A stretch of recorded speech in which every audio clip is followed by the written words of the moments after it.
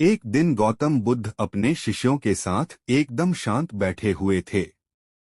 उन्हें इस प्रकार बैठे हुए देख शिष्य चिंतित हुए कि कहीं वह अस्वस्थ तो नहीं हैं। एक शिष्य ने उनसे पूछा कि आज वह मौन क्यों बैठे हैं, क्या शिष्यों से कोई गलती हो गई है। इसी बीच एक अन्य शिष्य ने पूछा कि क्या वह अस्वस्थ हैं, पर बुद्ध मौन रहे। तभी कुछ दूर खड़ा व्यक्ति जोर से चिल्लाया, आज मुझे सभा में बैठने की अनुमति क्यों नहीं दी गई है। बुद्ध आंखें बंद करके ध्यान मग्न हो गए। वह व्यक्ति फिर से चिल्लाया, मुझे प्रवेश की अनुमति क्यों नहीं मिली।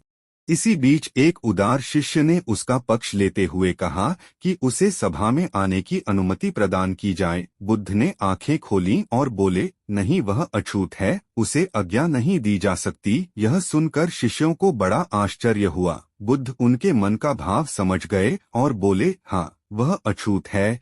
इस पर कई शिष्य बोले, हमारे आश्रम में जात पात का कोई भेद ही नहीं, फिर वह अछूत कैसे हो गया। तब बुद्ध ने समझाया, आज वह क्रोधित होकर आया है। क्रोध से जीवन की एकाग्रता भंग होती है। क्रोधी व्यक्ति प्राय मानसिक हिंसा कर बैठता है।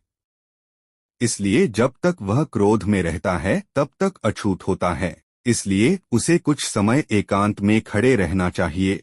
क्रोधित शिष्य भी बुद्ध की बातें सुन रहा था। पश्चाताप की अग्नि में तप कर वह समझ चुका था कि अहिंसा ही मनुष्य का महान कर्तव्य व परम धर्म है। वह बुद्ध के चरणों में गिर पड़ा और कभी क्रोध न करने का प्रण लिया। आशय यह है कि क्रोध के कारण व्यक्ति अनर्थ कर बैठता है और पश्चाताप उसे बाद में होता है, जिसका कोई लाभ नहीं मिलता। इसलिए हमें क्रोध नहीं करना चाहिए। असल मायने में क्रोधित व्यक्ति अछूत हो जाता है और उसे अकेला छोड़ देना चाहिए। क्रोध करने से तन, मन और धन तीनों की हानि होती है। क्रोध से ज्यादा हानिकारक कोई और वस्तु नहीं है।